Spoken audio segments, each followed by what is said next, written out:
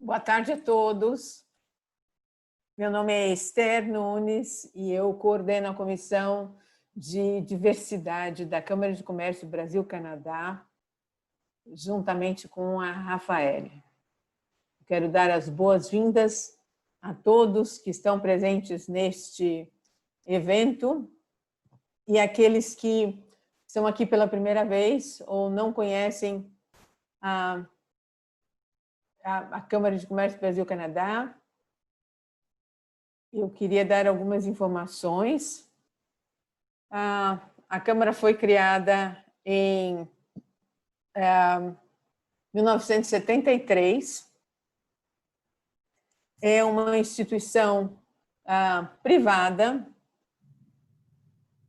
mantida por entidades privadas, associados, e que tem como objetivo principal promover o comércio entre Brasil e Canadá e o intercâmbio cultural, tecnológico e comercial.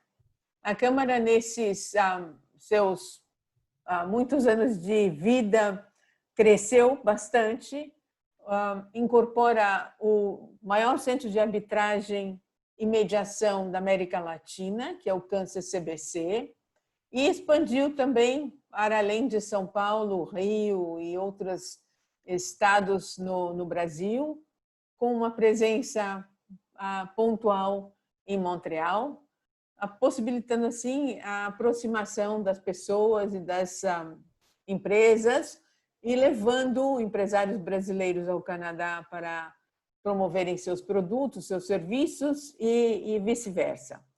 Dentre as várias atribuições que a Câmara tem está a operação de comissões setoriais, comissões específicas de trabalho. E vocês, querendo, podem depois, no website da Câmara, verificar todas as comissões e, se interessarem, se juntar a elas.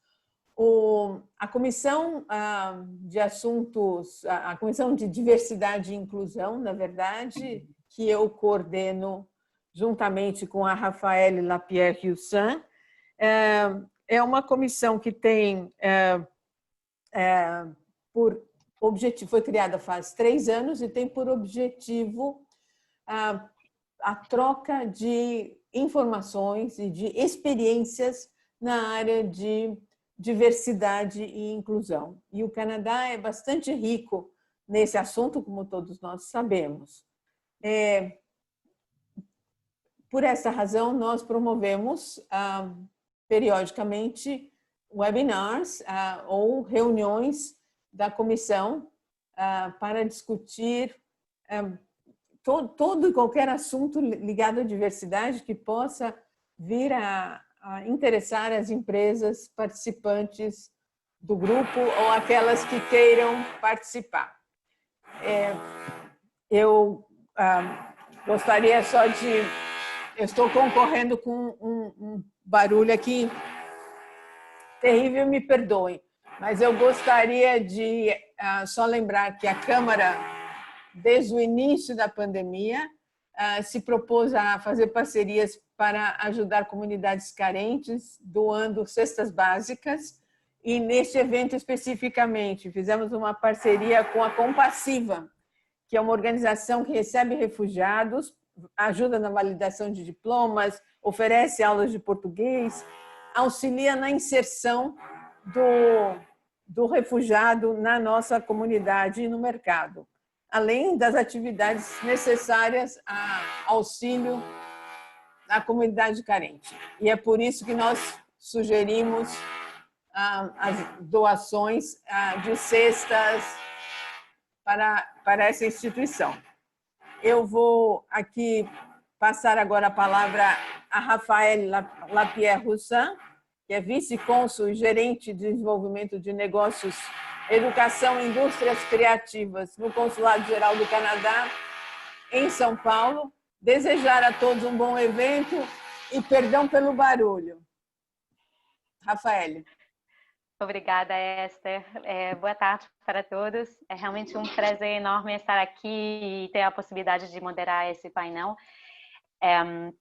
pegando um pouco o gancho do que a Estéia estava comentando, acho que a Comissão de Diversidade e Inclusão, nesses últimos tempos, em particular, tem organizado vários eventos, mas realmente a questão, o tema de refugiados e da inclusão e inserção socioeconômica deles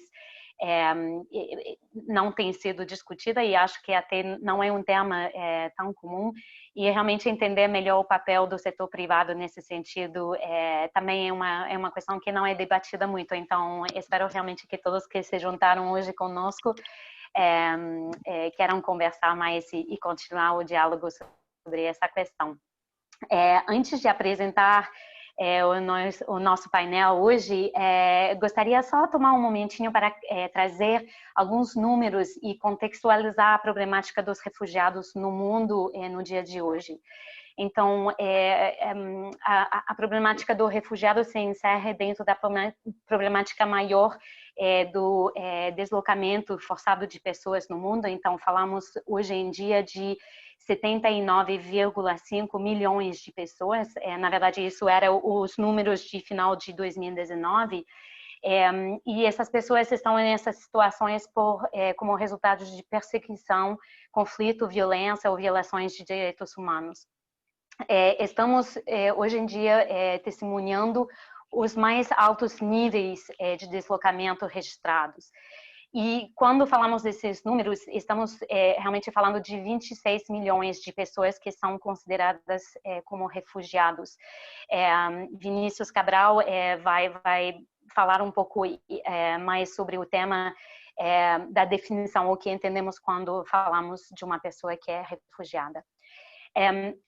Isso também, quando olhamos para essa realidade, são 5 países no mundo na hora atual que representam 2/3 das pessoas deslocadas. Então, falamos da Síria, da Venezuela, Afeganistão, Sul do Sudão e Myanmar.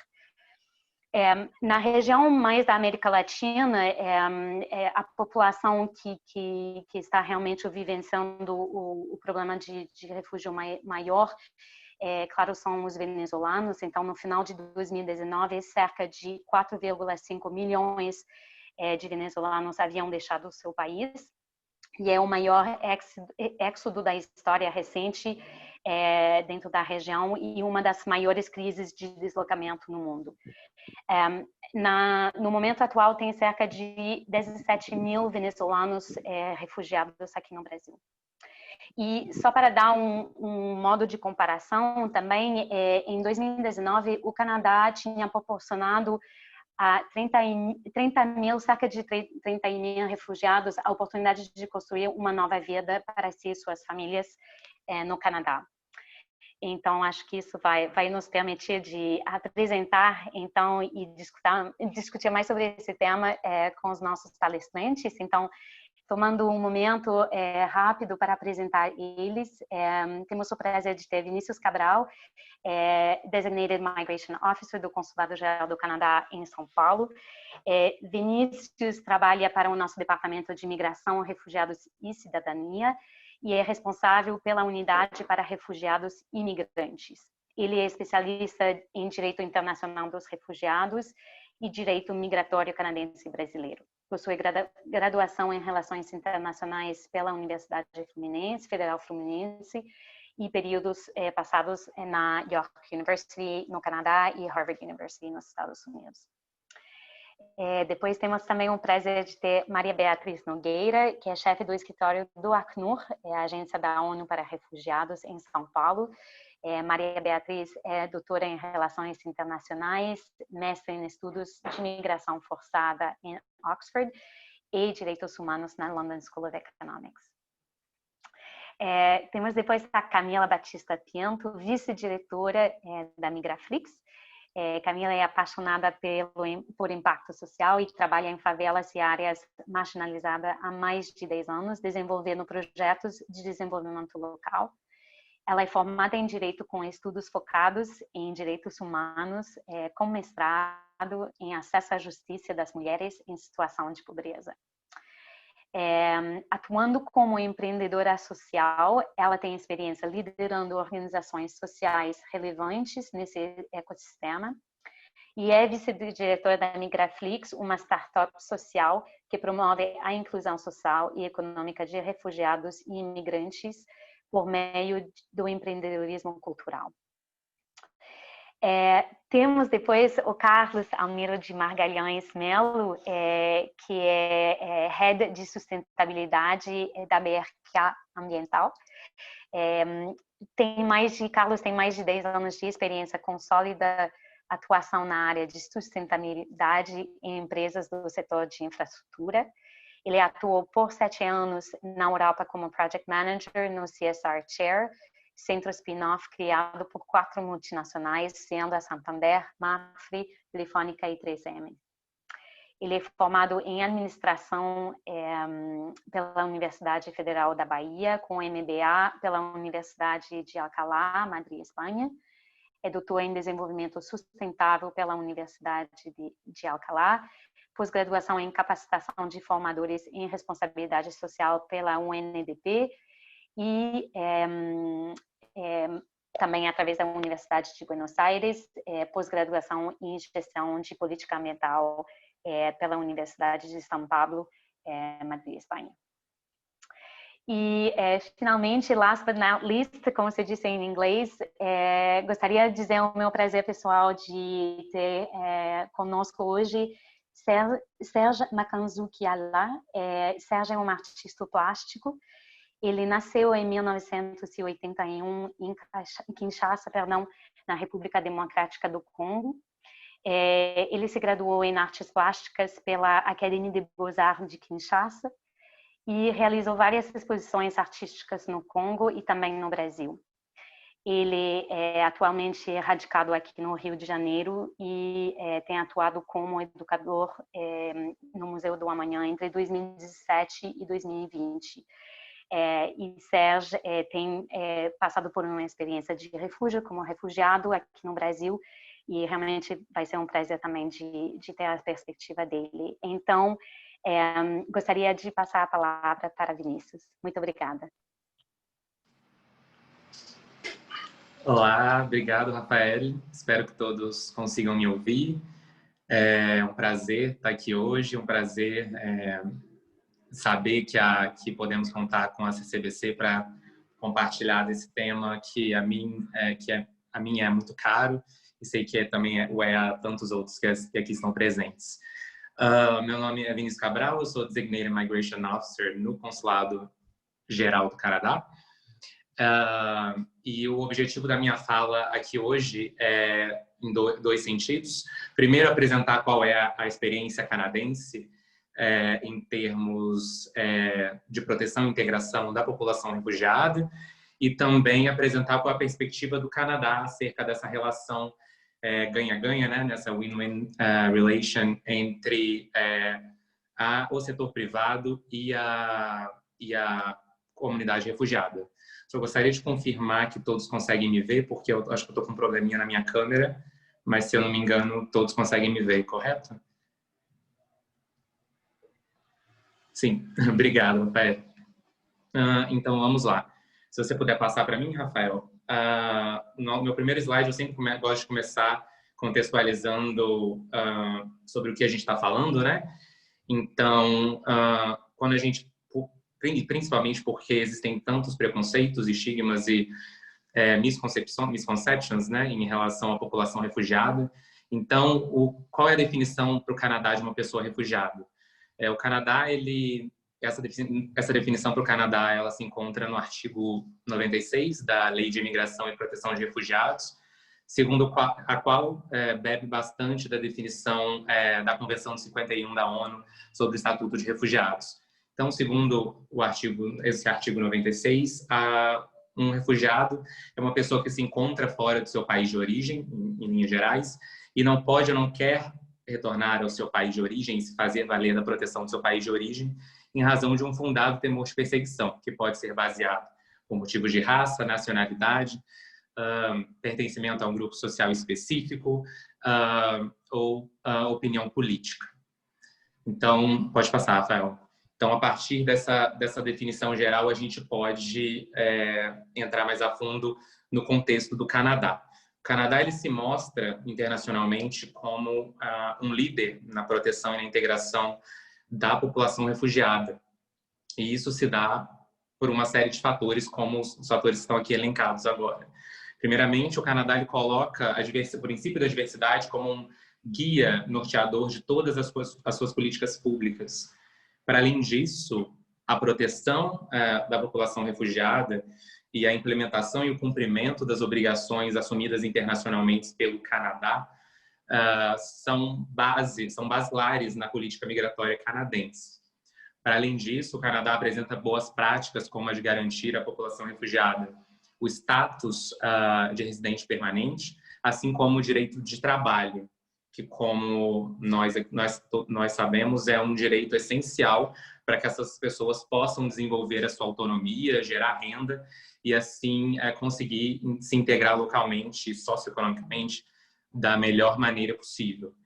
Para além disso, o Canadá ele estabelece níveis crescentes de residentes permanentes e, consequentemente, de refugiados anualmente, o que coloca o Canadá como o principal país no mundo em números de refugiados reassentados. Como vocês podem ver aí no último gráfico, esse número aí mostra um número total, né, que inclui refugiados e outras pessoas que precisam de proteção, mas esse número seria, em 2019, em torno de 30 mil. Pode passar, Rafael. Agora sim, adentrando o modelo de integração do Canadá. O modelo de integração do Canadá ele é um modelo chamado de modelo bidirecional. Ou seja, ele tem de um lado aquelas pessoas que chegam ao Canadá, no caso que a gente está tratando agora, as pessoas refugiadas, e de um outro lado a sociedade canadense, e em todos os stakeholders ou os atores de interesse que de alguma forma se relacionam com esse recém-chegado, no caso refugiado. Então, esse modelo é bidirecional porque o refugiado ele tem uma série de obrigações e deveres, uma vez que ele chega ao Canadá, dentre os quais, para que a integração ocorra da melhor maneira possível, ele deve respeitar as leis canadenses que lhe são impostas, ele deve ser proativo no âmbito da sua integração, buscar se utilizar de todos os serviços que lhe são fornecidos pelos diversos atores que estão ali, que a ele se relacionam no tema da integração.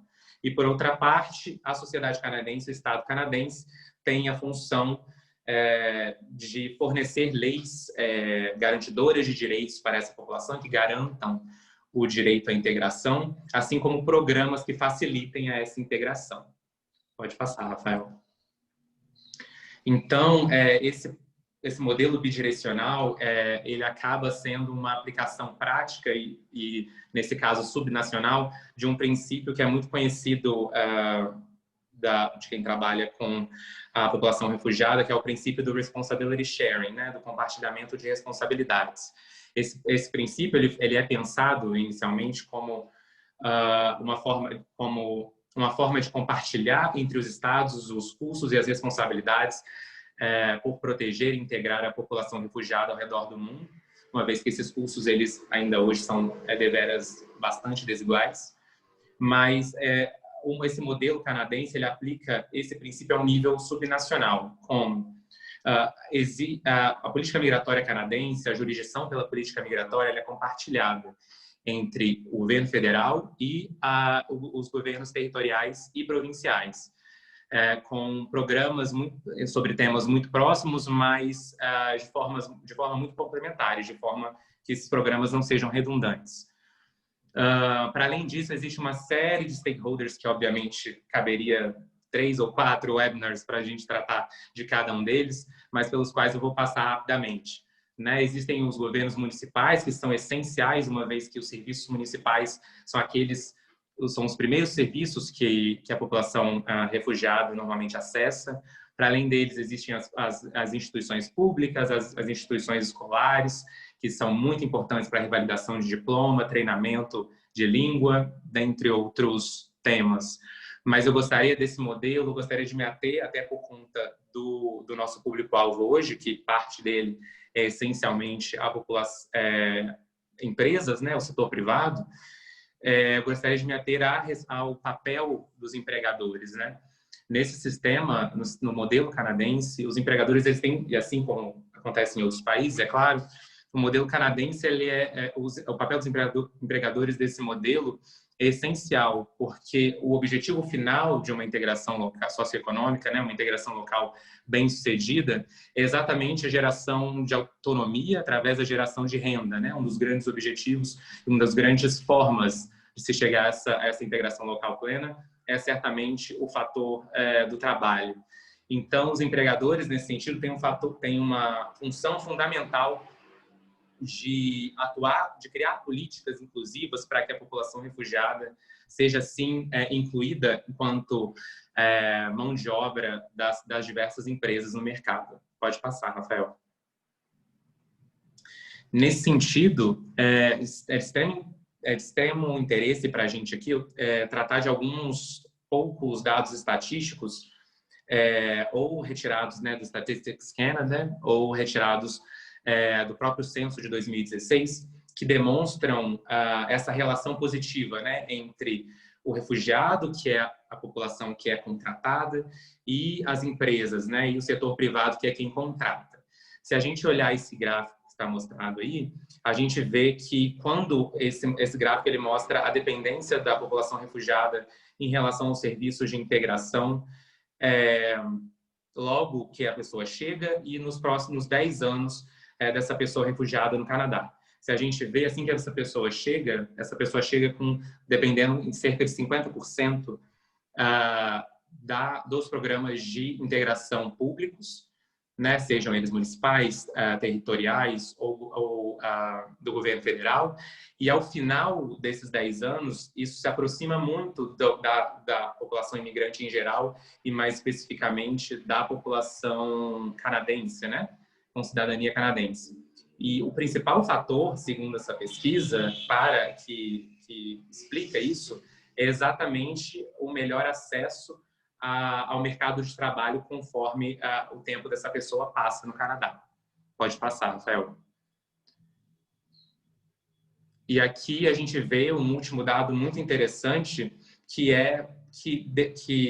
põe por terra, né, um dos grandes mitos um dos grandes estigmas em relação à população refugiada, que é aquele mito ou estigma, estereótipo, de que a população refugiada ela é notoriamente em situação de espólio, né? Ela normalmente uma população, ela seria, né, segundo esse estigma, uma população que não teria qualificação e que deveria ocupar postos sem qualificação no âmbito do mercado de trabalho. E essa pesquisa, né, o censo de 2016 do Canadá mostra que mais de 50% da população refugiada trabalha em ocupações que exigem, no mínimo, um nível universitário. Ou seja, é um nível extremamente alto e que põe por terra mais um dos grandes estigmas que a população refugiada tem que enfrentar quando da sua integração. E pode passar, Rafael. E dessa forma, nesses meus curtos 10 minutos, a gente chega a esse slide de conclusão, no qual, né, eu pergunto, está escrito aí, né, por que contratar refugiados, mas eu mudaria isso um pouco para talvez, por que não contratar, né? Os benefícios mútuos são enormes, então aí é elencado, né, a diversidade no trabalho, ela promove tanto a moral do time, né, da equipe que ali trabalha, como a produtividade. Isso, existem dezenas, centenas de pesquisas tratando disso. Aqui a gente está falando com uma comissão de diversidade, então sabem inclusive muito mais disso do que eu, mas a diversidade no trabalho, no mercado de trabalho e na empresa, ela só tende a aumentar os ganhos econômicos dessa empresa. E para além disso, como a gente viu no slide anterior, a empresa que busca esse pool de talentos, né, esse grupo de talentos dentre a população refugiada, ela está acessando uma população que é diversa, com diversos níveis de qualificação e que podem atender uma série de necessidades e demandas da empresa.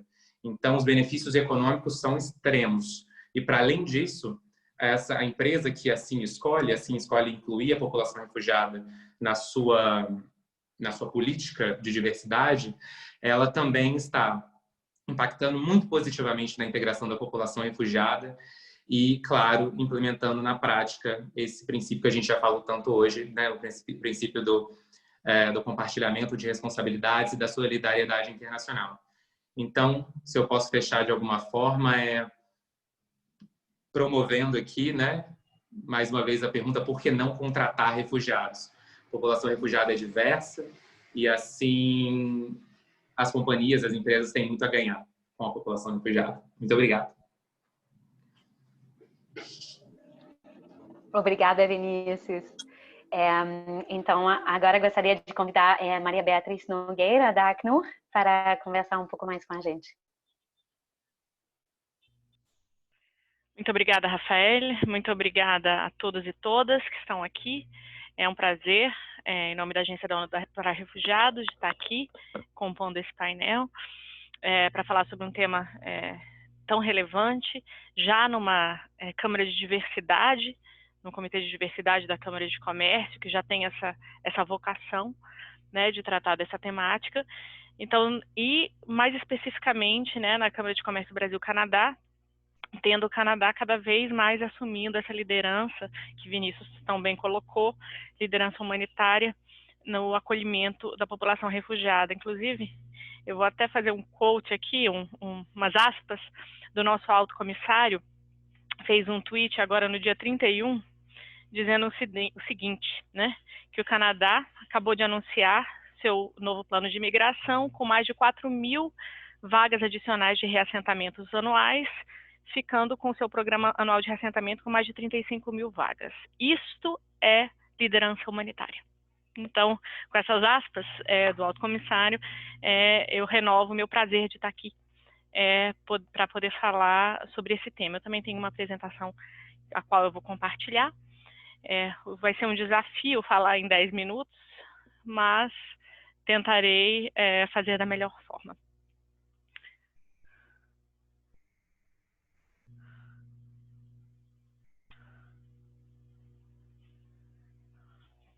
Tá ok?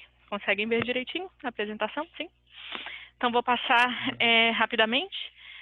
De início, um pouco sobre o Acnur, né? Nós somos uma organização fundada em 1950, né? Somos um escritório da Assembleia Geral das Nações Unidas, o escritório do Alto Comissário, e a Assembleia Geral das Nações Unidas que dá ao Alto Comissário todos os anos as suas atribuições e as suas prioridades, né?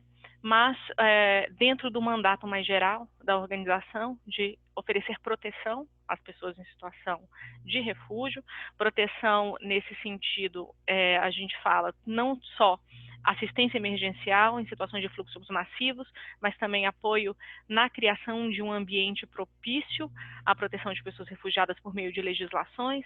Então, incorporação das legislações internacionais, Convenção de 1951, Protocolo de 1967 e as convenções regionais em legislações nacionais.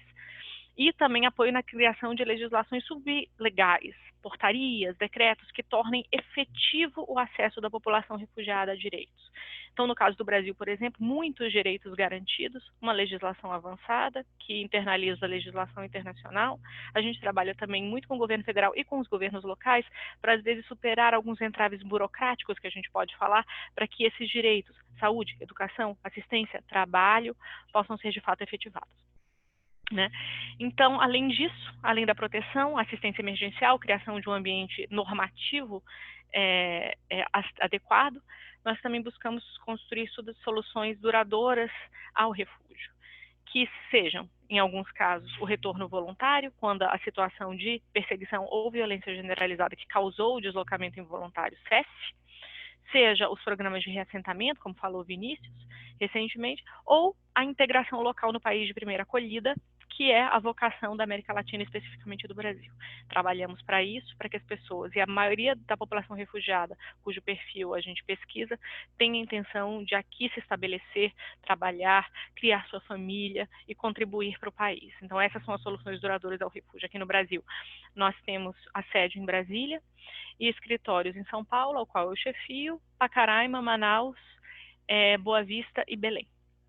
Temos parcerias implementadoras com mais de 17 organizações em 8 estados, ou seja, parceria com organizações que implementam projetos com nossos recursos, inclusive também conjuntamente com a Embaixada Canadense, né, com o Consulado Canadense, nós também temos parceria com a Associação Compassiva. O programa de revalidação de diplomas da Associação Compassiva é financiado com nossos recursos, e também apoiamos as aulas de português, que são dadas pela Associação Compassiva com foco na população síria.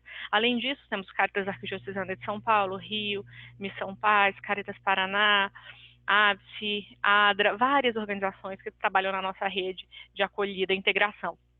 Além de mais de 27 universidades, 27 universidades conveniadas à Cátedra Sérgio Vieira de Mello, no Brasil inteiro, de Roraima ao Rio Grande do Sul, né? Recentemente tivemos mais 4 universidades se juntando à cátedra, 2 em Minas Gerais, né? Então temos uma rede muito grande de universidades apoiando na pesquisa, extensão, acesso da população refugiada ao ensino superior, né? E muitas relações com o setor privado, nesse sentido de sensibilizar e dar visibilidade aos bons cases, que não são poucos, de contratação, apoio e integração da pessoa refugiada, apoio a essa integração laboral e inserção socioeconômica. Né? Para além do mandato do Acnur, eu nem vou me ater mais os números, que a Rafael já falou tão bem, que é uma situação sem precedentes, na verdade, que nós temos, infelizmente, em termos de deslocamento involuntário, quase 80 milhões, né, a responsabilidade, né, para usar a palavra de Vinícius, muito maior nos países vizinhos a países em crise humanitária, em situação de emergência humanitária. Então, são países como Colômbia, Turquia, Paquistão, Uganda, Jordânia, que são os principais que recebem essa população e, pela primeira vez em muito tempo, o Brasil se viu nesse lugar, como um país vizinho a um país em situação de emergência humanitária, que é o que estamos vivendo agora com a situação da Venezuela, né? Como o Rafael falou, até ano passado, nós tínhamos 4,5 milhões de pessoas venezuelanas que saíram do seu país. Agora esse número já é maior, já é 5,1 milhões de pessoas, sendo que 4,2 em direção à América Latina e Caribe. Então, é o maior volume de deslocamento involuntário transfronteiriço que a nossa região modernamente já enfrentou, né? Então, maior responsabilidade, no caso, pela acolhida, tem recaído sobre países de língua hispânica, notadamente Colômbia, com quase 2 milhões de pessoas, Peru, mais de 800 mil, Chile, 455 mil, Equador, 362 mil, e depois chegamos ao Brasil com 264 mil venezuelanos, né, que chegaram ao Brasil, principalmente desde 2017, 2018. Desses, cerca de metade deles buscam a solicitação de refúgio, né, o reconhecimento do estado de refugiado, e a outra metade busca a autorização de residência temporária, né, que são as 2 avenidas que o governo brasileiro oferece à população venezuelana que chega, ambas com garantia de direitos e ambas protetivas às necessidades dessa população.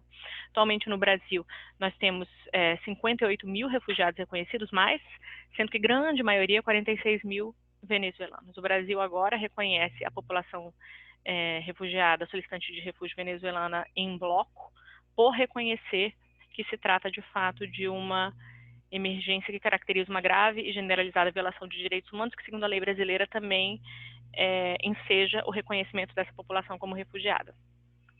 Alguns direitos a se dizer garantidos na lei brasileira para essa população. Então, essa população solicitante de refúgio e refugiada tem direito à documentação quando aqui chega, né? Ao solicitar refúgio, recebe um protocolo de solicitação de refúgio, que a partir do momento da solicitação lhe garante os direitos, direito ao trabalho, educação, saúde, etc., desde o momento da solicitação de refúgio. E, uma vez havendo o reconhecimento da condição de refugiado, né, o Registro Nacional Migratório.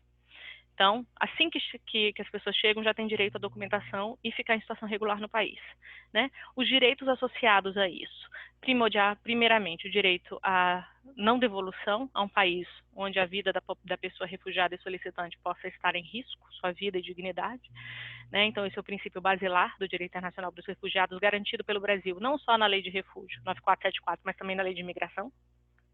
Então, essas pessoas, desde o momento da solicitação, têm direito ao trabalho, a trabalhar formalmente no país, acessar os serviços de saúde, educação, o serviço universal de assistência, abrigamento, auxílio emergencial, cadastro único, auxílio moradia, tem direito à reunião familiar e naturalização, cumpridos os requisitos legais, assistência jurídica gratuita, acesso à justiça, livre trânsito pelo território nacional, proteção contra a discriminação e violências, contra qualquer sorte de xenofobia, e uma vez com a documentação que lhe é facultada desde a chegada ao país, desde da solicitação de refúgio, com essa documentação a pessoa tem acesso imediato ao CPF, e com isso pode tirar a carteira de trabalho, já tem tirando inclusive a carteira de trabalho digital.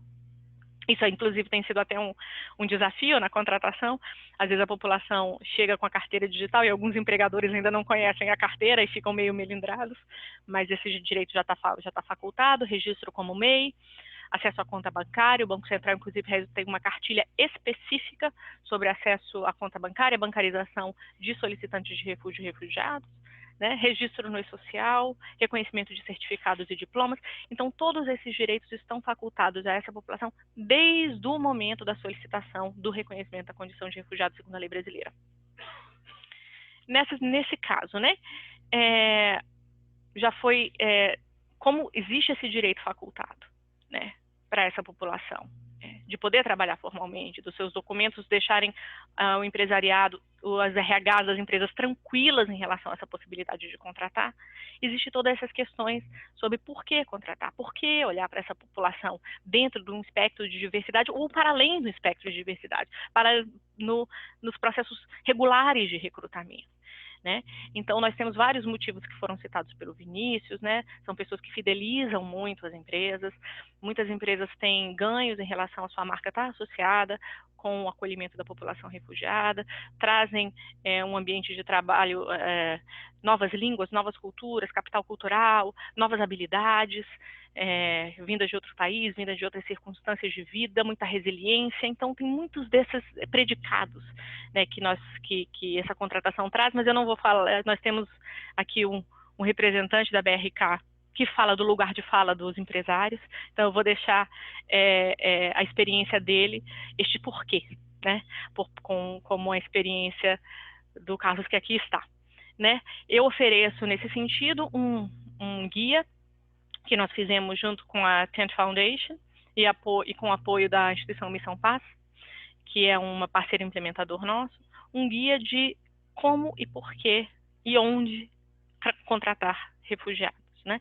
O guia dá um passo a passo, ele está disponível, eu vou falar desse site, no nosso site empresascomrefugiados.com.br, que dá o passo a passo, né? Uma vez aquela empresa reconhecendo a importância dessa possibilidade, como vai ganhar, né? Querendo se associar a essa causa, querendo trazer esse ganho para a sua empresa, por que fazê-lo? Como fazê-lo? Onde encontrar essa população? E um pequeno guia cultural para ajudar os RHs de diversidade das empresas a lidar com questões, com delicadezas em relação a essa população no momento de contratação, para evitar que questões culturais mais imediatas entrem no caminho dessa contratação, como preparar as equipes, como preparar a burocracia interna dessa contratação. Isso tudo a gente tenta apoiar nesse guia, né, que a gente vai deixar também tudo à disposição, tentar tudo à disposição no repositório do nosso site.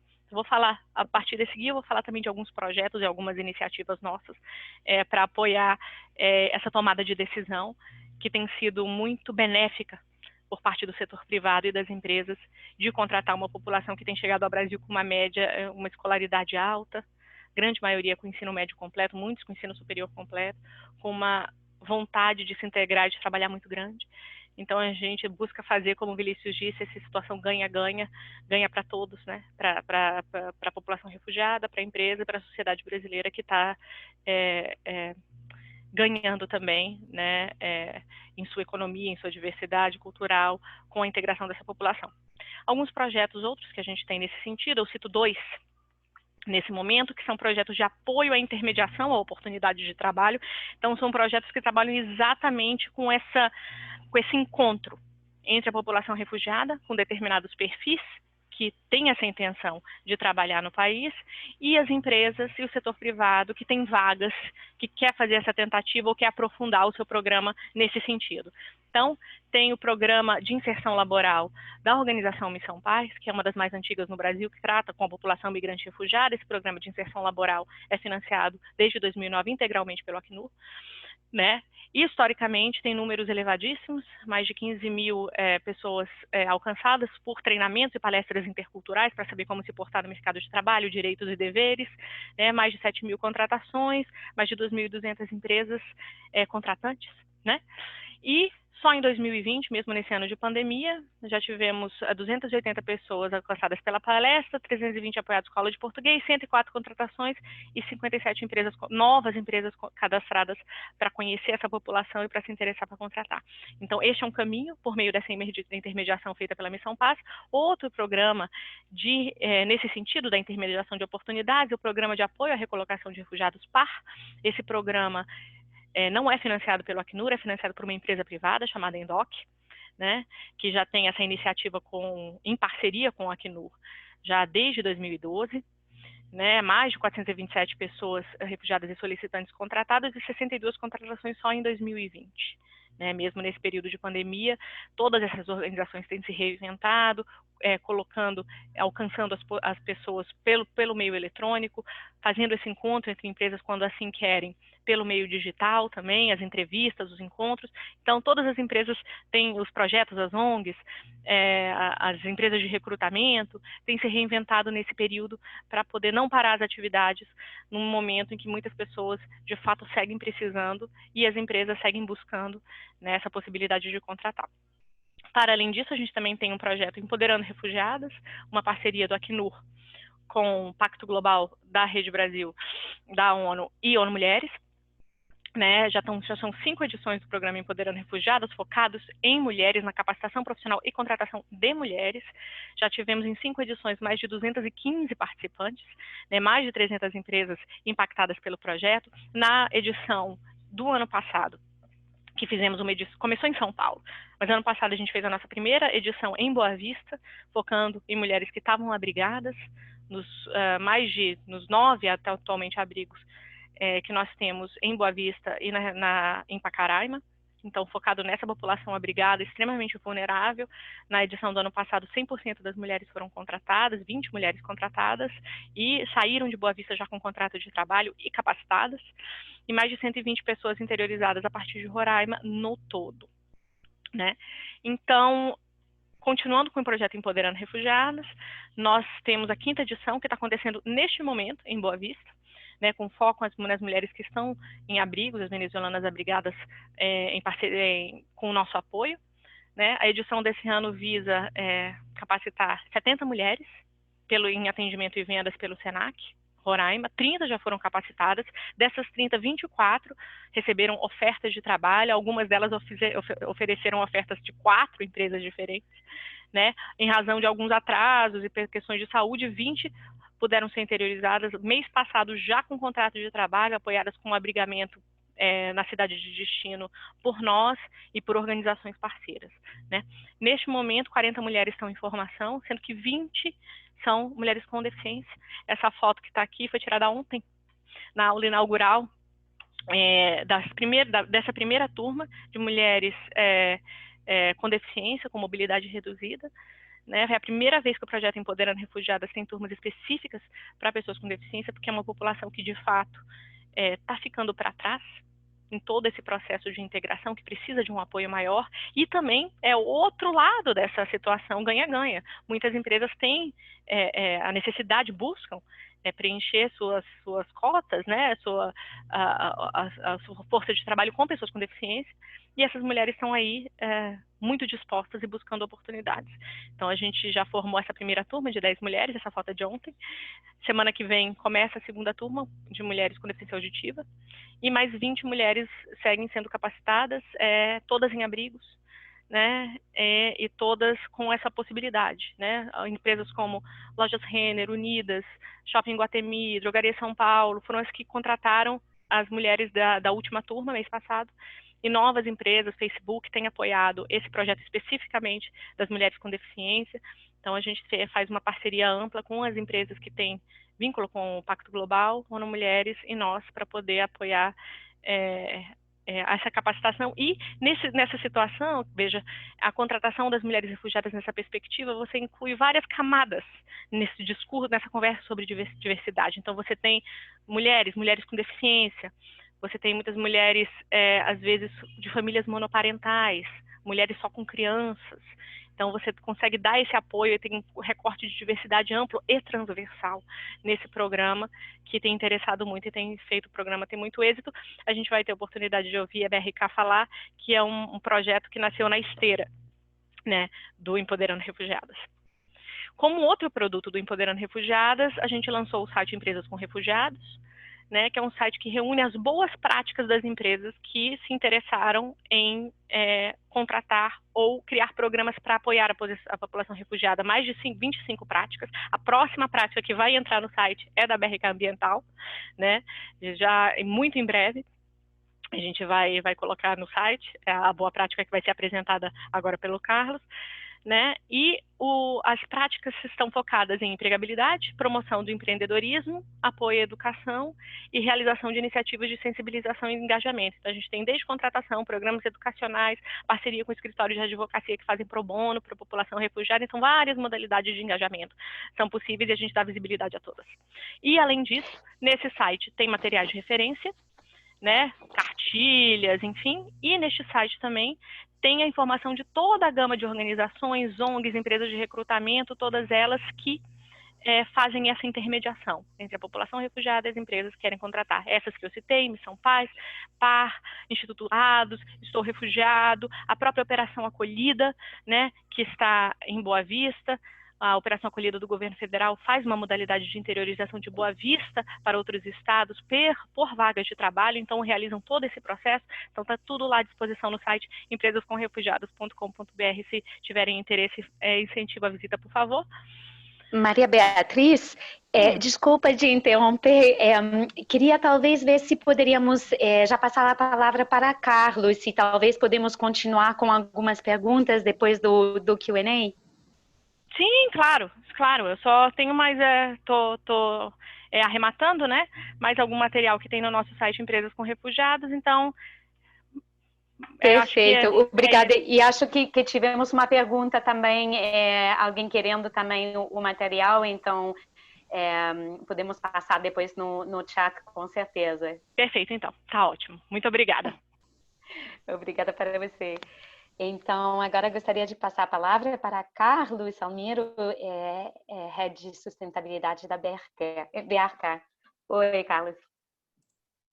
Oi, tudo bem? Bom, boa tarde a todos. Vou compartilhar aqui a apresentação com vocês. Eu já me apresento devidamente. Vocês conseguem ver a tela, né?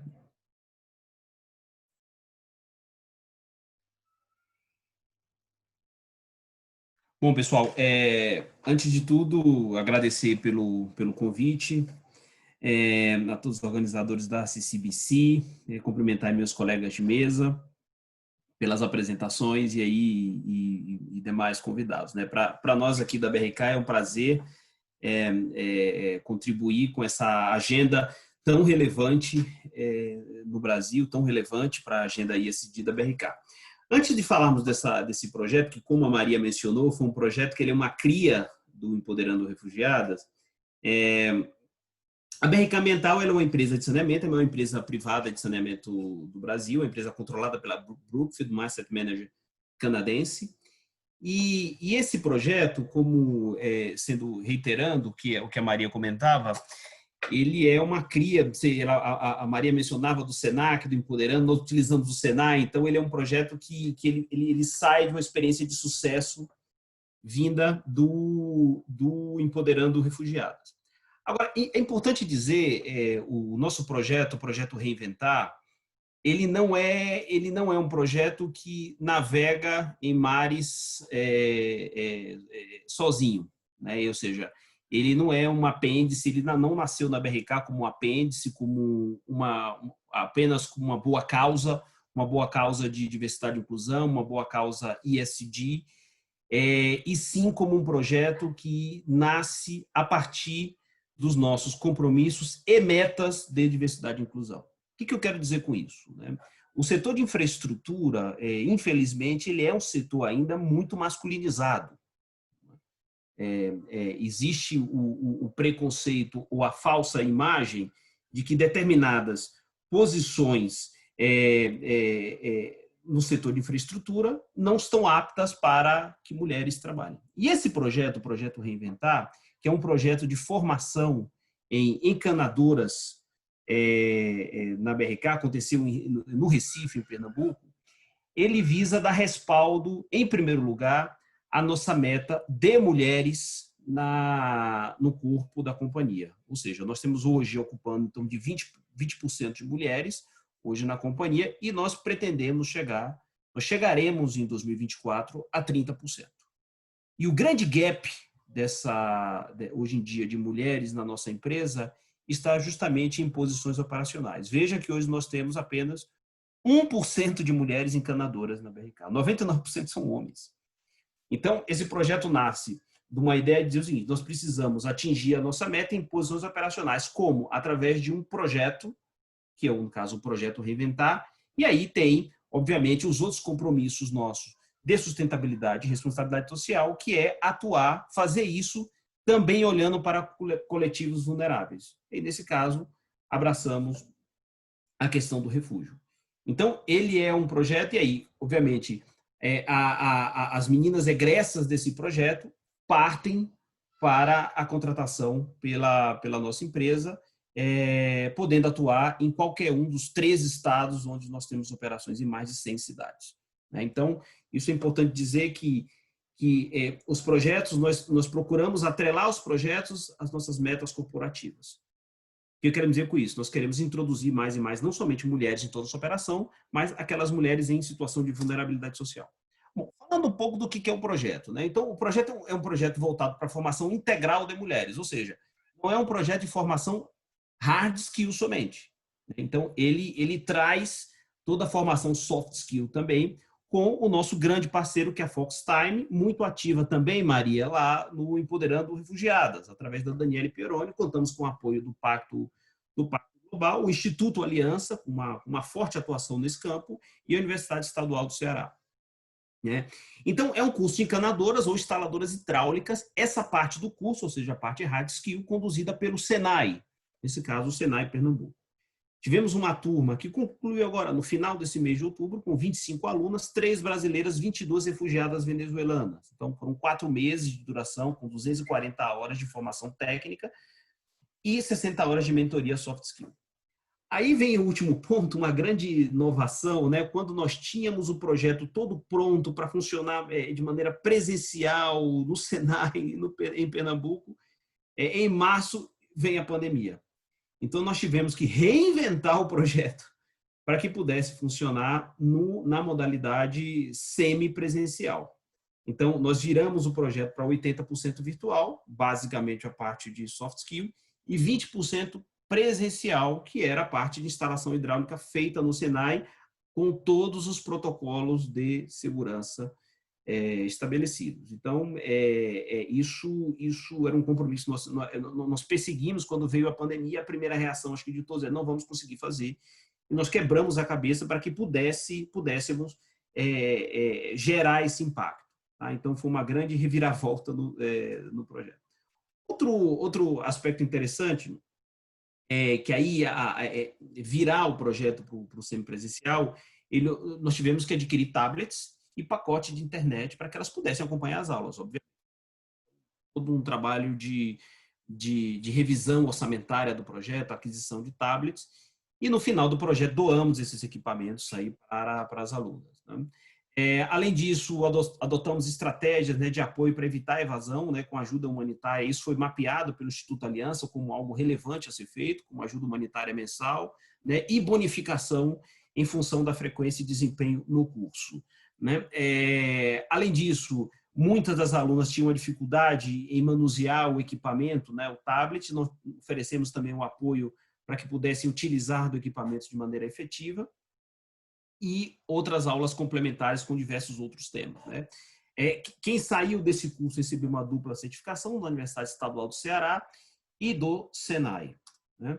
Aqui algumas fotos do projeto, aí as meninas fazendo as instalações hidráulicas lá no Senai Pernambuco, né? Depois eu vou concluir com o vídeo.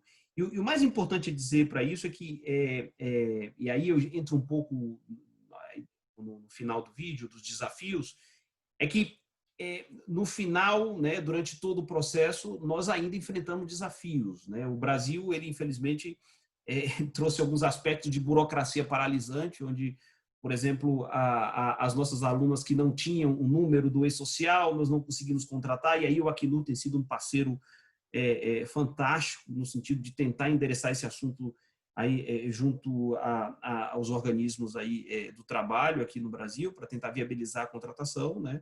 Nós temos praticamente excluindo-se por opção das alunas por razões de saúde, etc.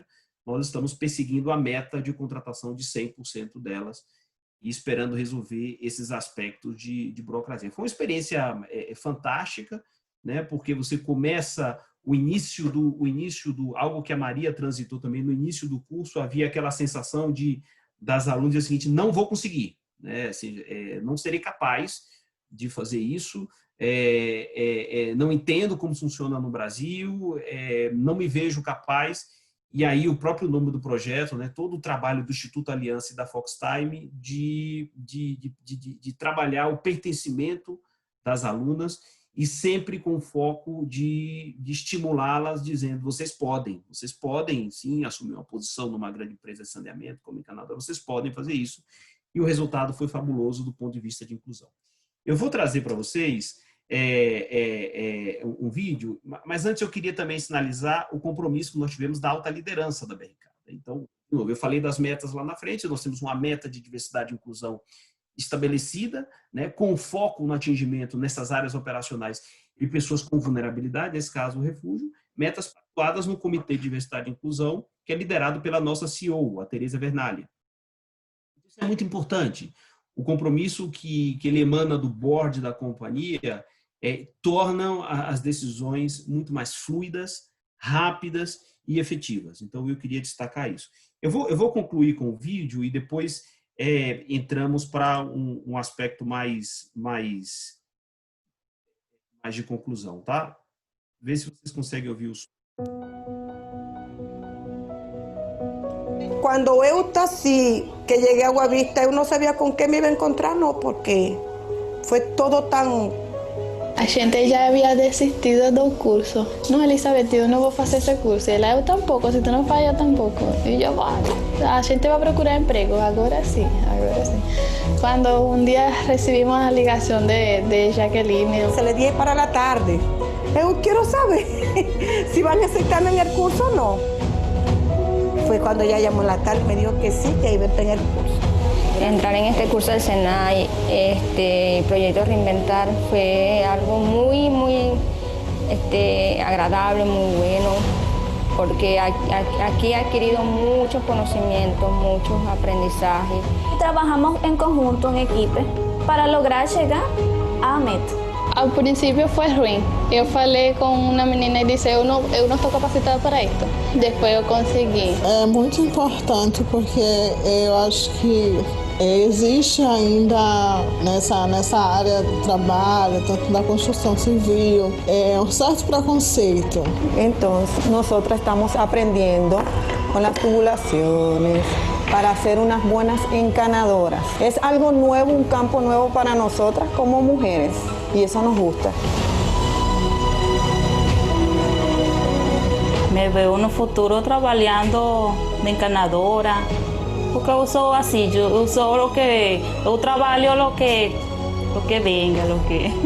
Soy una mujer luchadora, una mujer independiente, una mujer que quiere seguir adelante y luchar por lo que quiere. Quero trabalhar, quero mostrar que sou capaz. Me siento orgulhosa, me siento empoderada. Eu quero passar para minhas filhas de que elas possam olhar que sim se pode, que nós mulheres podemos fazer muita coisa.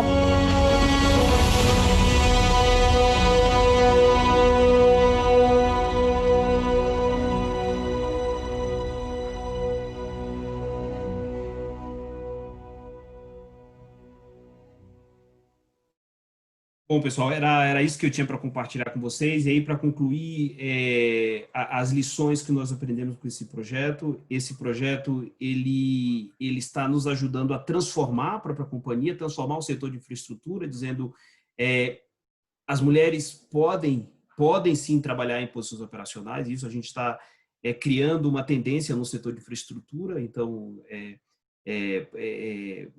nós estamos, no final do dia, esse grupo está ajudando a companhia numa transformação cultural, isso é importante. Segunda grande lição, sempre idealizar os projetos com um vínculo a uma grande meta corporativa de diversidade e inclusão, ou seja, não deixar o projeto solto no tempo e no espaço. E o terceiro aprendizado é que sempre é possível esse grupo de mulheres venezuelanas e também as brasileiras participadas são capazes, sim, de trabalhar no setor de infraestrutura. É isso que eu tinha para compartilhar com vocês e fico à disposição depois para perguntas. Obrigado. Muito obrigada, Carlos. Realmente é muito inspirador de ver essas mulheres. Agora gostaria de passar a palavra para Camila Batista, vice-diretora da Migraflix. Camila. Obrigada, Rafaele. Boa tarde a todos e todas. É um prazer enorme estar aqui, super inspirada aí pela apresentação do Carlos, do Vinícius, da Maria Beatriz.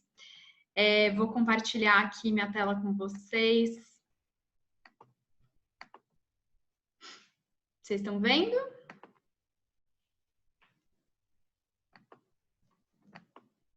Acredito que sim.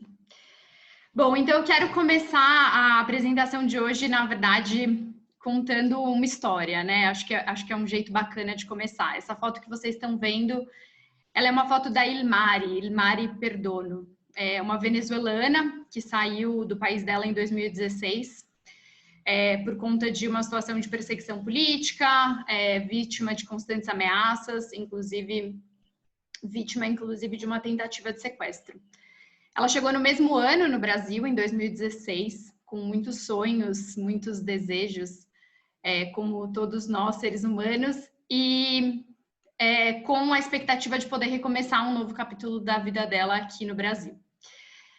Ela, na Venezuela, atuava como terapeuta, trabalhava com crianças com necessidades especiais, mas, infelizmente, chegando no Brasil, ela teve muita dificuldade para fazer a revalidação do diploma dela, ela descobriu que seria um processo longo, e ela precisava gerar renda imediatamente para conseguir manter a família. Ela veio para o Brasil com o marido e com 2 filhos.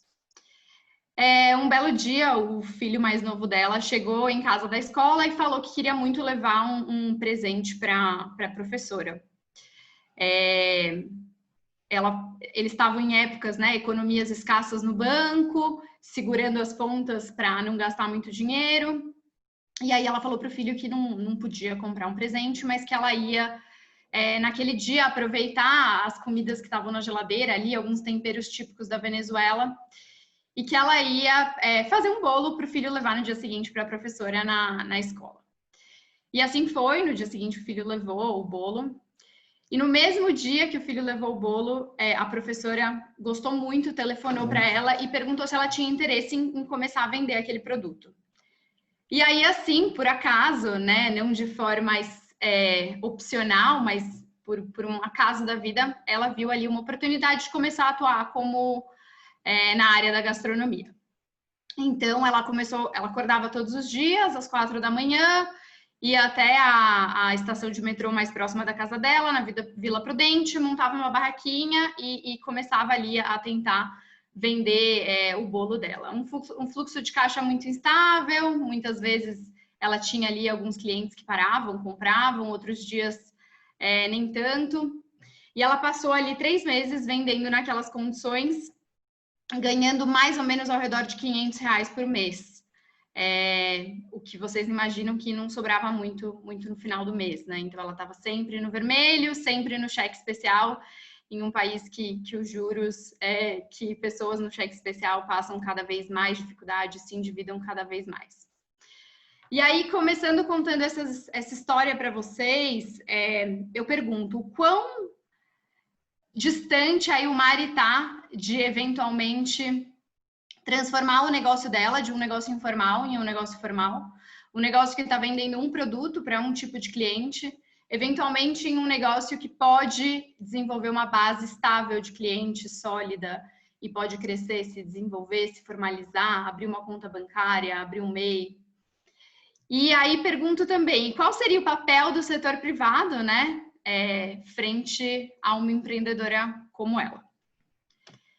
E aí eu apresento para vocês o Migraflix. O Migraflix é uma startup social que foi fundada em 2015 em São Paulo, com o objetivo de trabalhar justamente a integração socioeconômica de refugiados e imigrantes, e principalmente através do que a gente chama de empreendedorismo cultural. O Migraflix, ele acredita que todos nós, como seres humanos, somos muito curiosos em relação à cultura do outro, em relação à identidade do outro, em relação à história do outro. E que quando a gente tem a oportunidade de se conectar com outras culturas, não são só os imigrantes que ganham, são os brasileiros também. Ou, enfim, qualquer integrante, qualquer nacional de qualquer comunidade de acolhida. Isso faz com que o Migraflix promova o empreendedorismo, apoie imigrantes que chegam no Brasil a desenvolver tanto os novos negócios, como a crescerem os seus próprios empreendimentos, com um olhar muito forte para o setor cultural. Como que pessoas que estão chegando no Brasil podem escolher um produto ou um serviço que derive da sua própria cultura e da sua própria história e possam oferecer esse produto para a sociedade brasileira. Não é à toa que na nossa rede a gastronomia é um segmento muito forte, então a gente apoia uma série de empreendedores que desenvolvem produtos típicos da sua gastronomia, de mais de 20 nacionalidades. Inclusive sempre conectando eles com as oportunidades mais destacadas desse mercado. O setor da arte, da música, da dança, da cultura. O Migraflix tem 3 produtos que a gente oferece para o setor corporativo. Um serviço de catering de comidas do mundo, na qual os empreendedores e refugiados são chefes de cozinha, treinados através de um programa que desenvolve competências técnicas, competências socioemocionais e competências gastronômicas, ou competências específicas, conforme a indústria que eles estão trabalhando, seja ela o artesanato, ou seja ela, eventualmente, um workshop cultural. A gente tem também palestras motivacionais que a gente oferece para o setor corporativo. A gente treina refugiados e imigrantes, como é o caso do Afonso, que veio da República Democrática do Congo, fala 5 línguas, é uma das pessoas mais carismáticas que eu conheço e ele foi treinado dentro de um dos projetos do Migraflix para poder atuar como palestrante motivacional dentro de grandes empresas, levando um pouco da sua história de resiliência e empatia. E um terceiro produto que também se conecta aí com os workshops culturais que eu falei, por que não as empresas levarem para os seus times, para as suas equipes, workshops onde as pessoas podem se conectar, aprender um pouco da cultura do outro e, inclusive, desenvolver competências muitas vezes super necessitadas no mercado de trabalho, como, por exemplo, trabalho em equipe, desenvolvimento aí de uma série de atividades.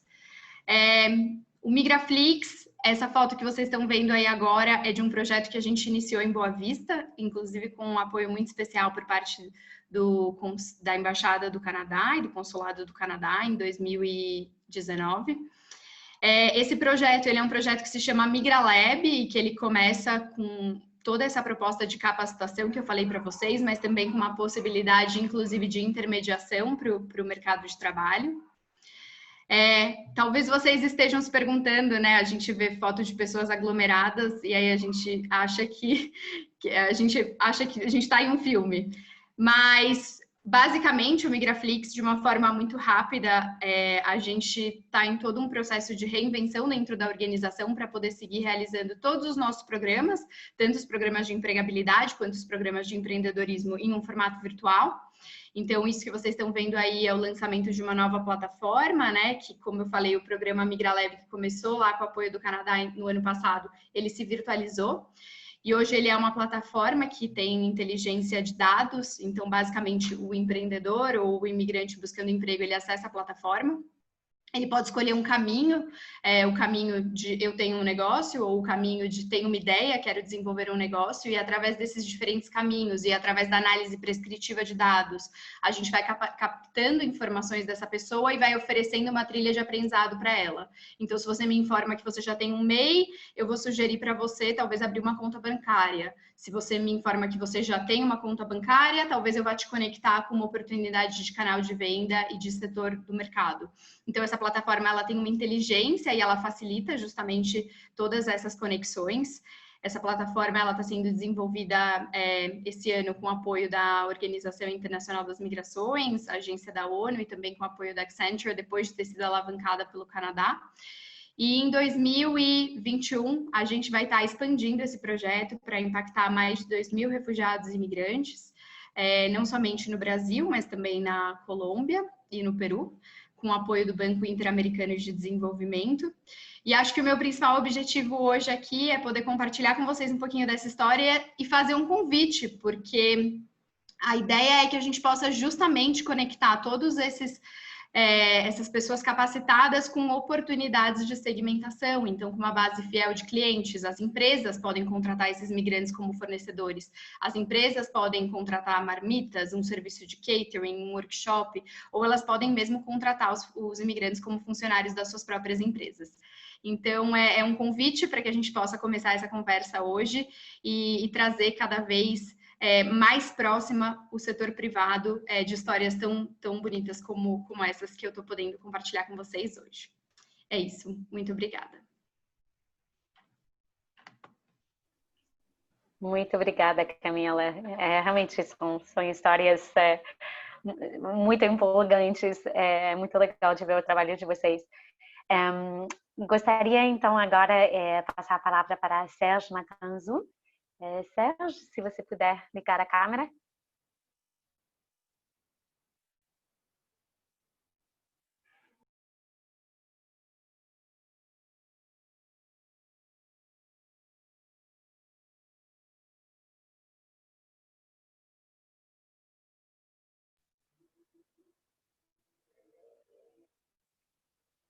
Não sei se o Sérgio está tendo um problema técnico, vou só deixar ele um momentinho a mais, ver se ele consegue ligar a câmera.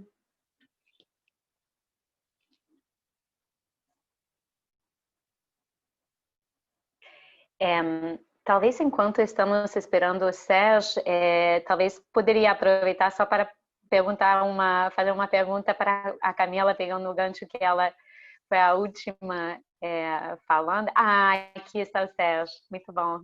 Sérgio, te passo a palavra, então.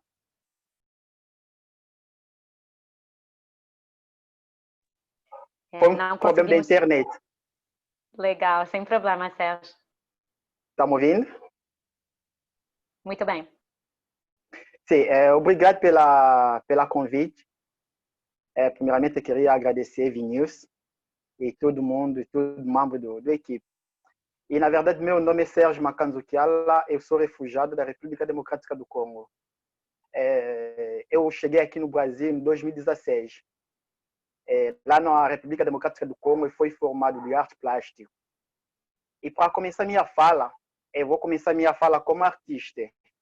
E como artista, eu queria apresentar essa obra que está atrás de mim. Esse quadro que está atrás de mim, esse quadro representa um rapaz refugiado. Representa um rapaz refugiado que conseguiu chegar no lugar do refúgio. E depois de chegar no lugar do refúgio, esse rapaz ele está passando agora um tempo para recomeçar a vida dele. E esse tempo para recomeçar uma nova vida, como refugiado, sempre tem umas perguntas que chegam na cabeça da gente. Quando um refugiado chega no lugar do refúgio. A pergunta é agora? Essa pergunta é agora? É uma pergunta que eu também passei nessa pergunta. É uma pergunta que nós, como refugiados, procura saber a resposta dessa pergunta. É agora? É agora eu cheguei no lugar do refúgio. É agora eu saí no meu país para procurar um lugar para recomeçar minha vida. É agora.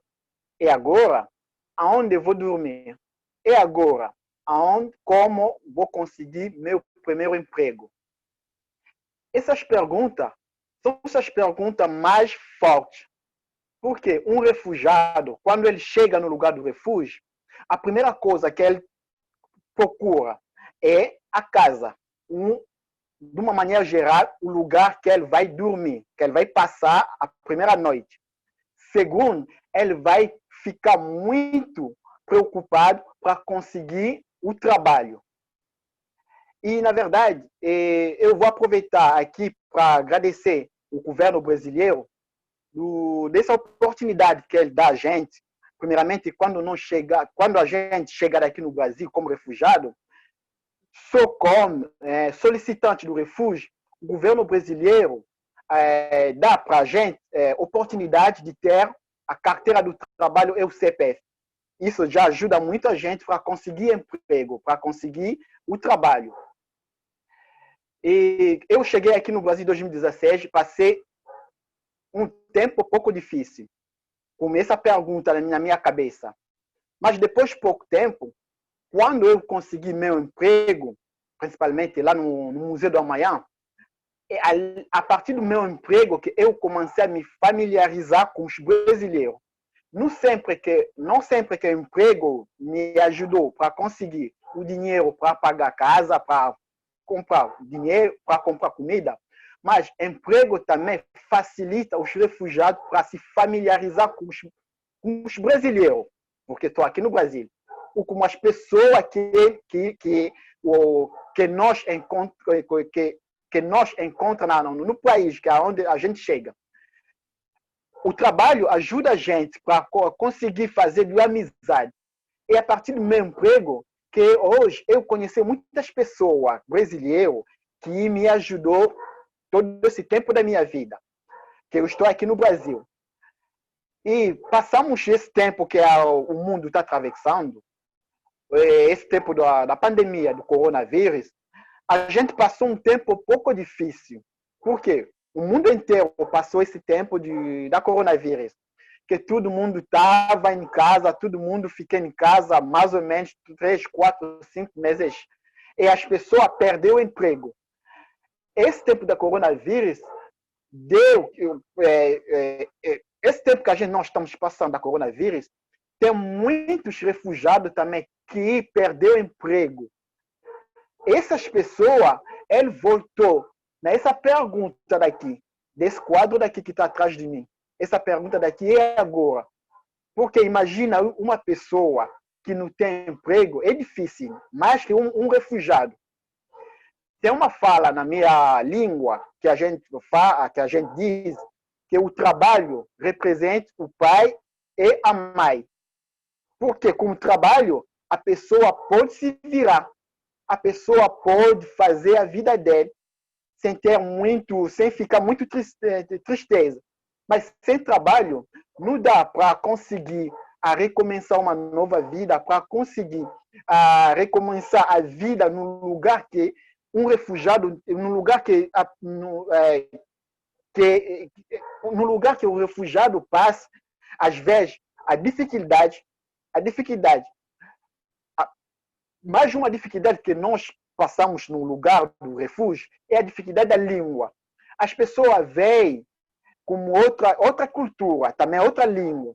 E quando nós chegamos no lugar do refúgio, a primeira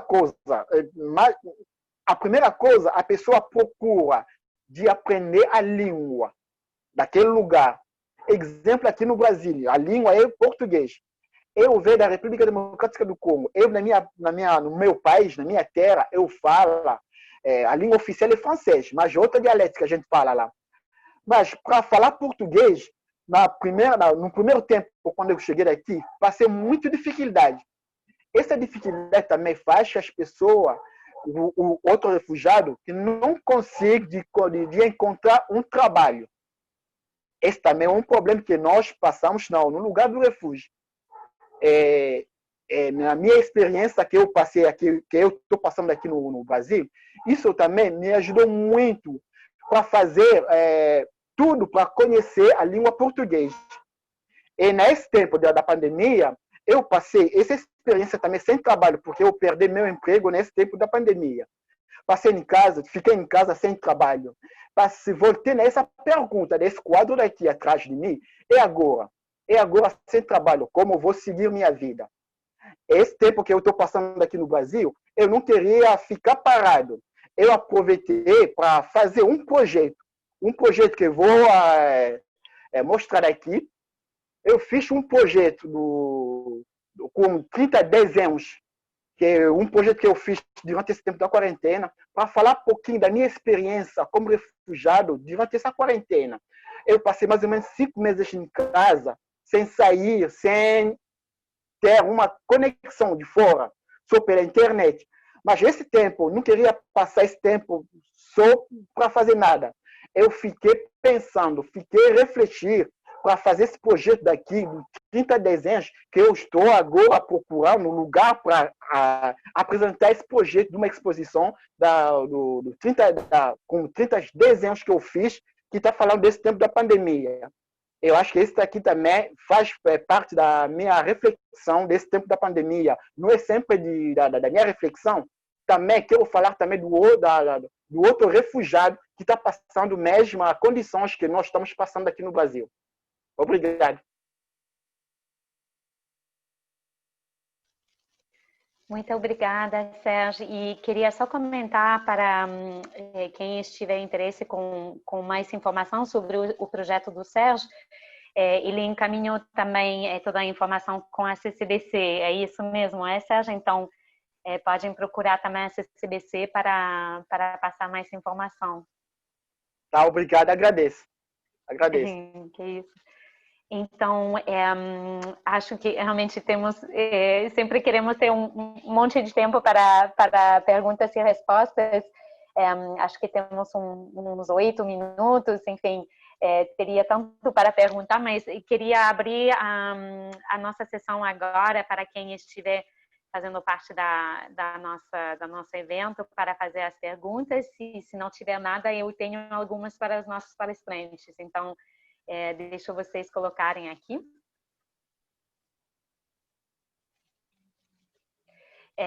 Talvez para não perder tempo, porque realmente estamos com pouco aqui, posso eu abrir com uma pergunta e quem quiser pode colocar no nosso chat. Uma questão que acho que se pode perguntar realmente para vários dos palestrantes hoje, tanto talvez poderíamos pedir para o Sérgio em primeiro lugar de responder, mas acho que também vale a pena escutar a Camila, o Carlos, a Maria Beatriz também sobre a questão realmente dos principais desafios da integração do refugiado. Eu acho que cada um tem como trazer uma reflexão diferente, um ponto de vista diferente, sobre realmente essa realidade do que está enfrentando o refugiado enquanto está procurando emprego. Sérgio, você comentou sobre a questão do idioma, por exemplo, mas, por favor, gostaria de ouvi-lo sobre essa questão.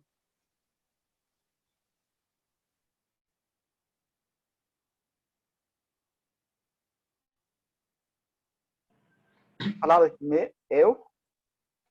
Sim, se você tiver outra coisa para acrescentar.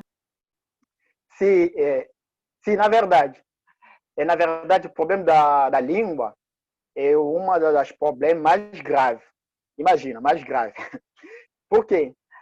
Para conseguir um emprego, a gente tem que conversar, tem que falar, tem que conversar com os brasileiros, tem que saber a língua.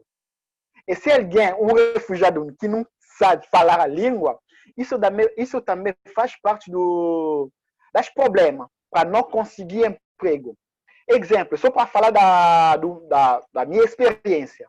Eu trabalhei mais de 3 anos no Museu da Manhã. Eu trabalhei no Museu da Manhã quando eu entrei no Museu da Manhã, entrei como orientador do público. Orientador do público, eu ficava lá na exposição principal para conversar com os visitantes. E quando eu entrei no Museu da Manhã em 2017, cheguei em 2016, depois de pouco tempo, eu consegui emprego no Museu da Manhã. 2017, depois de uma exposição dos refugiados que eu fui apresentar lá no Museu da Manhã. Depois daquela exposição, que eu conseguia fazer a amizade lá no Museu da Manhã. Depois, quando eu abri uma vaga, eu consegui aquela vaga no Museu da Manhã. E quando eu comecei a trabalhar no Museu da Manhã como orientador do público, eu ficava lá na exposição principal. E naquela época, o Museu da Manhã começou a receber mais de 5 mil, mais ou menos 5 mil visitantes por dia. Imagina, você está recebendo 5 mil visitantes por dia. E nós que ficava lá, na exposição principal, tem que conversar com todas as pessoas que começaram a vir visitar o Museu da Manhã. E como eu fui o único estrangeiro, o refugiado de fora que trabalhava lá no Museu da Manhã. E eu estava obrigado de falar a língua portuguesa. Eu estava obrigado de conversar com aquelas pessoas que chegavam lá. E quando os visitantes chegavam lá no Museu da Manhã, quando os visitantes perceberam que eu estou estrangeiro, todo mundo estava muito animado de conversar comigo. E ali que eu aprendi de falar a língua portuguesa que eu estou falando hoje. Eu não deu tempo para aprender a língua portuguesa na aula ou na escola. Mas só o tempo que eu estava lá no Museu da Manhã conversando com os visitantes, é ali que no Museu da Manhã eu aprendi de falar pouco português que eu estou falando agora. Isso faz parte da minha experiência. Porque todo dia tem que conversar, tem que explicar no visitante cada coisa que eles perguntam, você tem que falar com eles. E se eu conseguir de fazer 3 anos no Museu da Manhã, porque dentro de mim também eu estava com muita vontade de trabalhar e, no mesmo tempo, de aprender a língua portuguesa.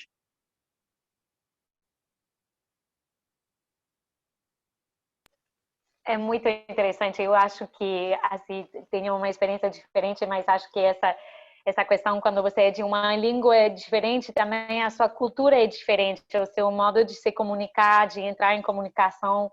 E, claro, dentro do âmbito do trabalho é tudo isso. Então, posso imaginar.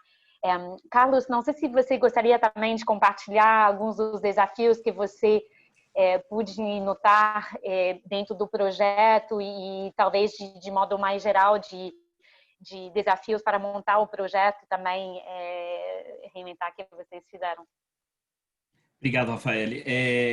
Exceto a questão da pandemia, que foi completamente excepcional, né? Fazer reviravolta do projeto para que fosse semipresencial, né? Excluindo esse aspecto completamente extraordinário aí que ocorreu.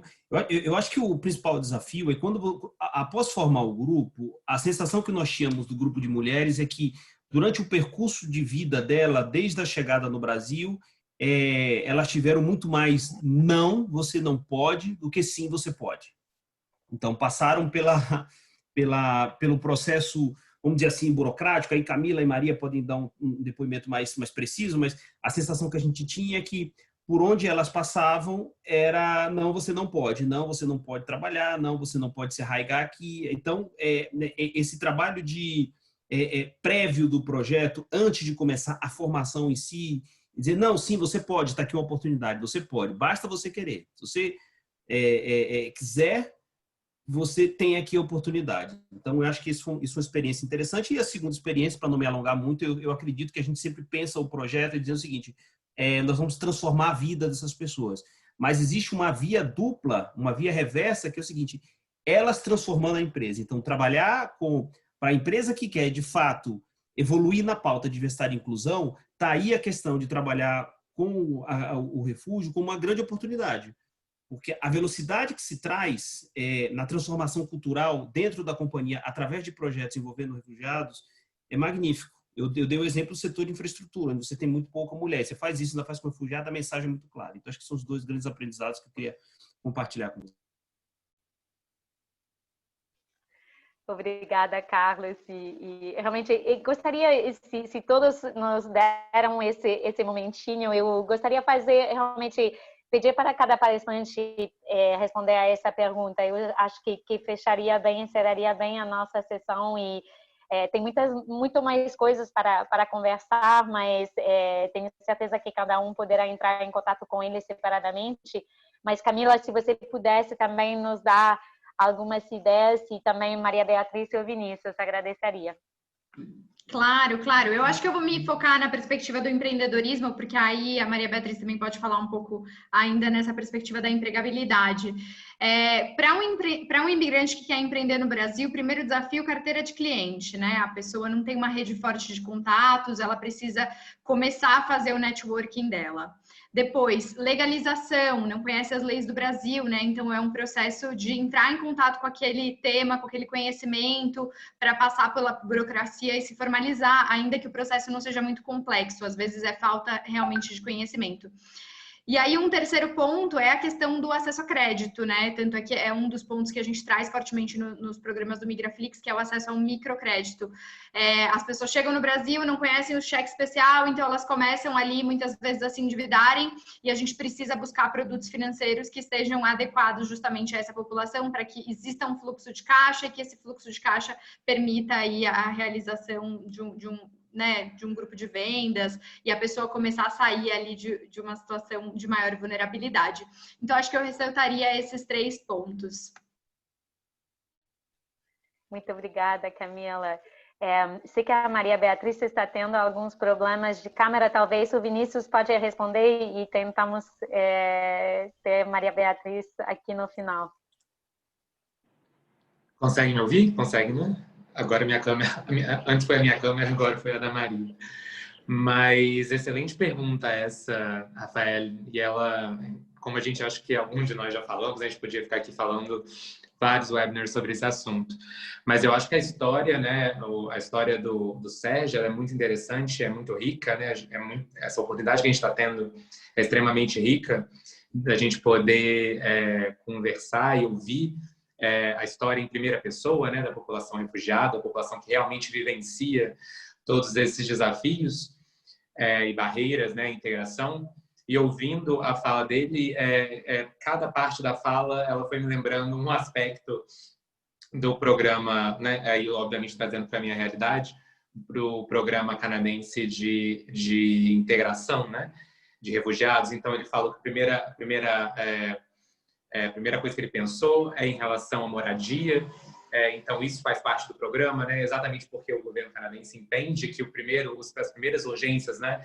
Exatamente a regularização migratória, depois a moradia, né? Acesso à infraestrutura, alimentação, etc. Cada um desses pontos, eles compõem uma parte, né, do programa de assentamento ou de integração, né, do Ministério de Imigração, Refugiados e Cidadania do Canadá.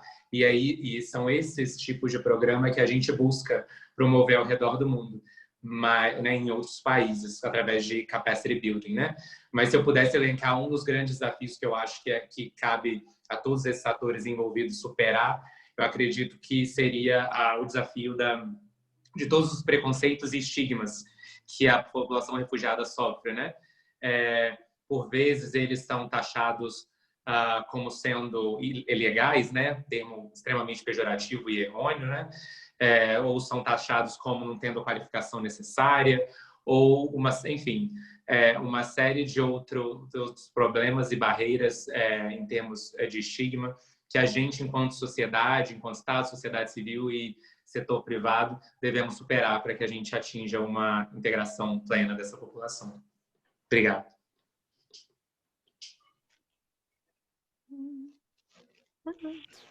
Sim, podem me ver? Então, só complementando, acho que complementando principalmente a fala do Sérgio, que fala em primeira pessoa nesse aspecto, né, pela experiência que nós temos, de fato começa com isso, desafios linguísticos culturais, falta de rede de apoio. Então, são pessoas que chegam sem ninguém, muitas vezes sem casa, e isso também é diferente da população brasileira, muitas vezes, né? Então, precisando desse apoio maior no início. Então, falta de rede de apoio, desconhecimento em relação a direitos, muitas pessoas chegam tímidas a empregadores, ao serviço público, achando que não tem o direito, achando que é uma benesse, isso que Carlos falou, o conhecimento sobre direitos, né, ajuda nesse sim, você pode, eu posso tentar. Né? Do lado dos empregadores, olhar para uma carteira de trabalho em branco, ou olhar para um currículo com experiência de outro país, em outra língua, sem a documentação completa. Então, ver isso como uma qualidade, também para além do setor de diversidade, né? Para o setor de contratação em termos regulares. Então, olhar para uma pessoa que deixou, abandonou tudo, e para conseguir o melhor para sua família em outro país, com outra língua, ver isso como uma capacidade em si. Então, as pessoas também lidar com, como eu falei, essas vulnerabilidades que se sobrepõem, para além da vulnerabilidade particular de uma pessoa que se desloca forçosamente, muitas pessoas com deficiência, população LGBTIQIA+, então mulheres, famílias monoparentais, com mulheres com crianças, população idosa. Nesse fluxo venezuelano, muitos idosos têm chegado, né, população com 70, mais de 60 anos, que às vezes não tem essa oportunidade e vem tentando essa oportunidade para a sua família, pessoas com doenças crônicas. Então, essas vulnerabilidades que se sobrepõem. Então, acho que tem esse lugar, tem essa coragem, esse olhar sensível dos empregadores para verem essas circunstâncias, essas capacidades de abraçarem isso, né? E os ajustes que a gente tem que fazer no e-social, né? Nas pequenas burocracias, para que as pessoas se lembrem de que nos locais tem que ter um campo para o documento da população solicitante de refúgio e refugiada grande para caber o número, né? Não é só RG, tem que ter o RNM, tem que ter o protocolo, que as coisas têm que ser feitas em outras línguas, sempre lembrar, né, de ser mais inclusivo. Acho que essa é a tendência da inclusão em termos de gênero, em termos de raça, em termos de diversidade, idade, mas lembrar também sempre da população refugiada nesse esforço de inclusão. Obrigada. Muito obrigada, Maria Beatriz. Acho que essa fala era assim, a boa palavra também para encerrar. Talvez, antes de finalizar, gostaria só de passar a última palavra para a Esther. Bom, eu só tenho a agradecer, em nome da Câmara, em nome da Comissão de Diversidade e pessoalmente por todas as informações que foram aqui compartilhadas, tanta informação boa e para mim, muita coisa nova. Além de um agradecimento, claro, especial ao Sérgio, que abriu seu coração e fez o seu depoimento pessoal, que também é muito incentivante, quer dizer, que nos incentiva a acreditar que com todos esses meios que vocês todos apresentaram, é possível ir em frente e é possível realmente integrar refugiados nas empresas e na nossa sociedade. Meus parabéns também ao governo do Canadá, que sempre apoia tanto as nossas iniciativas e que, em especial neste caso, colaborou com uma experiência muito interessante, com dados muito interessantes. A quem estiver interessado, o material pode ser encontrado na Câmara de Comércio Brasil-Canadá. Façam os seus contatos e, mais uma vez, convido aqueles que ainda não participam da Câmara e que não participam da nossa Comissão de Diversidade, que se juntem a nós nessa empreitada que, para mim, é muito gratificante. Uma boa tarde, então, a todos. Obrigada. Obrigado. Boa tarde. Obrigada, boa tarde. Tchau, tchau. Obrigado. Tchau, gente.